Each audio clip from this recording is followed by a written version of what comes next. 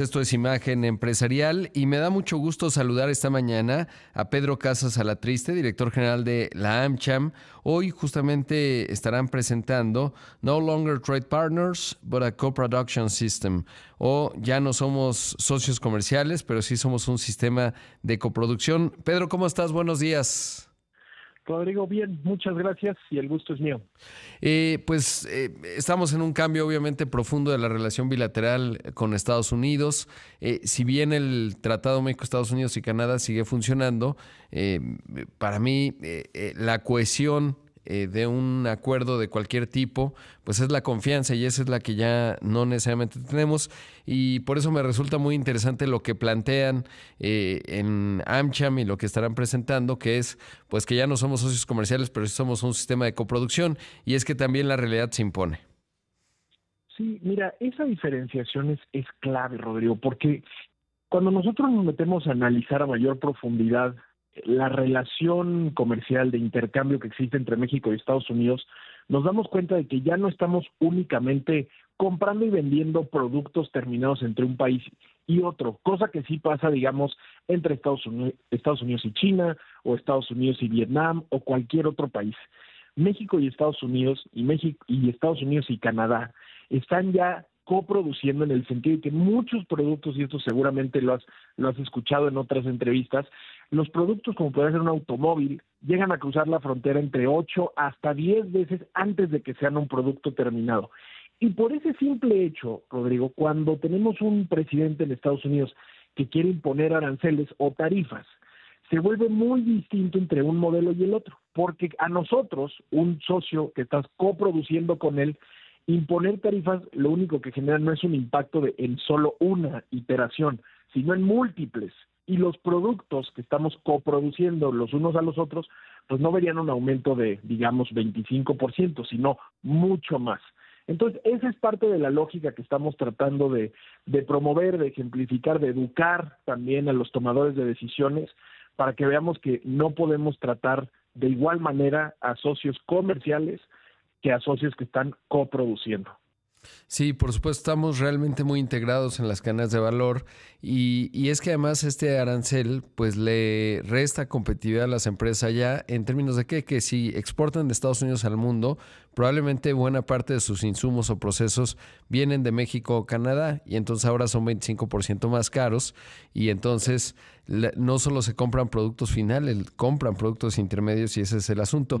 Ahora, esta realidad, ¿cómo estás viendo que se va a reconfigurar? ¿Crees que solo estamos en un momento, digamos, catártico para Donald Trump, así lo defino, en donde va a tener rendimientos políticos de corto plazo en el tema del fentanilo, en el de la frontera, que bueno, pues sí se han reducido las detenciones y volveremos a ver una edición, digamos, de lo que vimos en su primer mandato y tendremos un TEMEC, o crees que esta vez va a ser distinto? Yo creo que va a ser distinto, Rodrigo, porque mira, estos primeros 2 meses de la administración de Trump, en los que vimos 2 veces amenazas de aranceles, la segunda sí se materializaron por unas cuantas horas, estaban, como bien dijiste, justificadas por el hecho de que México y Canadá ayudaron a Estados Unidos a reducir el tráfico de fentanilo y a reducir los flujos migratorios. Sin embargo, el 2 de abril ya estamos ante una lógica distinta de aranceles. Esta de migración y fentanilo probablemente va a estar activa todo el tiempo, es decir, si de repente volvemos a tener un pico hacia arriba en los flujos migratorios o de fentanilo, pudiera llegar a Trump a activar esa amenaza en específico, pero la del 2 de abril ya obedece a una lógica distinta y ya no solo está amenazando a México y Canadá. El 2 de abril estamos hablando de una amenaza, digamos, global de aranceles en las que Donald Trump quiere plantear un nuevo sistema comercial en el mundo donde quiere nivelar los niveles de tarifas, aranceles y barreras no arancelarias que tiene con otros países, y eso ya involucra una serie de argumentos un poco más complejos, como pueden ser el retorno de IVA que tienen muchos países a sus exportaciones. Estados Unidos no tiene impuesto al valor agregado, sino tiene impuesto a la venta, entre muchas otras cosas que hacen, según su visión, una serie de relaciones imbalanceadas entre Estados Unidos y el resto del mundo. Entonces vamos a tener que esperar un estudio que está haciendo el USTR para entregárselo a Estados Unidos y ver cómo en su cabeza trata de nivelar las relaciones comerciales con el mundo. Y que, bueno, luego lo que he leído es que parecería que es difícil. No lo habían hecho no por tonto, sino porque es realmente excesivamente complicado, sobre todo porque tienes que lidiar con un enorme grado de complejidad en términos de ver qué reciprocidad les aplicas y resulta tan complejo que es mucho más oneroso. Ahora, también entender si los mercados, con la respuesta que hemos visto en estos últimos 3 días, desde la semana pasada, me refiero días hábiles, Sí. pues le permiten a Donald Trump mantenerlo, ¿no? Porque evidentemente esto, pues el mercado le está diciendo el mundo no funciona así necesariamente, o al menos el riesgo que percibe es bastante alto. Sin duda, los mercados hoy se convierten en una oposición, entre comillas, importante para las políticas de Donald Trump y también su popularidad, Rodrigo. Esta semana Donald Trump oficialmente es el presidente más impopular que ha tenido Estados Unidos en los últimos 70 años a estas alturas de su mandato.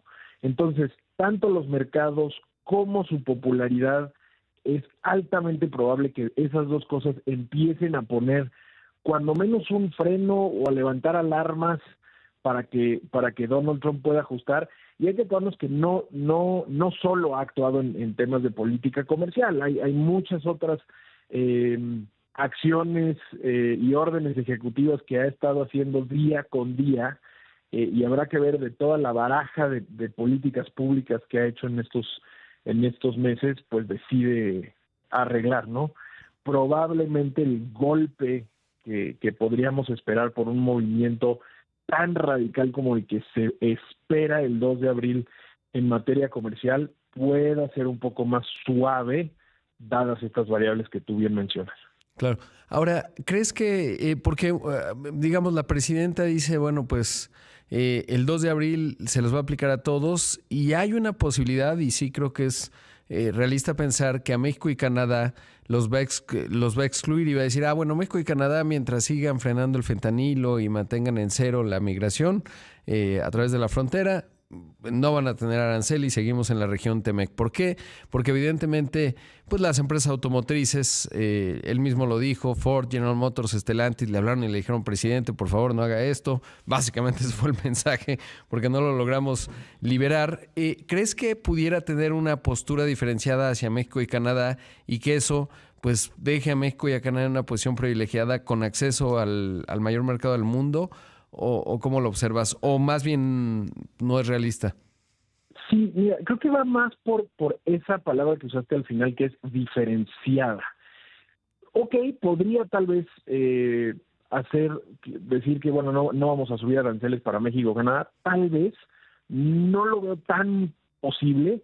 Sin embargo, lo que sí veo es un incremento en aranceles diferenciado con otros socios comerciales, lo cual al final de cuentas nos sigue dando una ventaja competitiva. Entonces, por decir números al azar, no hagas caso a lo que voy a hacer ahorita, pero si a México y a Canadá les voy a subir 5%, pero a todo el sudeste asiático les voy a subir 15%, bueno, pues entonces el efecto real, relativo con el resto de los mercados, sería bastante positivo.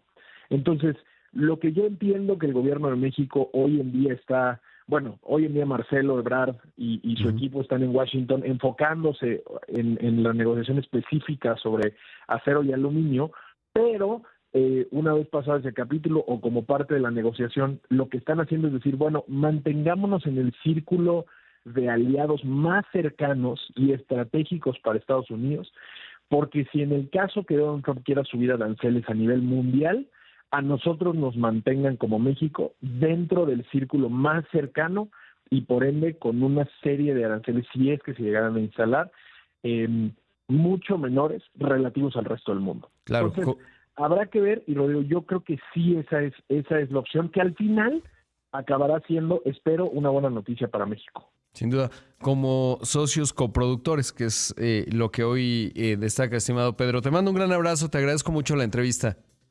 No, gracias a ti y saludos al auditorio también. Ahí escuchamos a Pedro Casas Alatriste, el director general de la AmCham.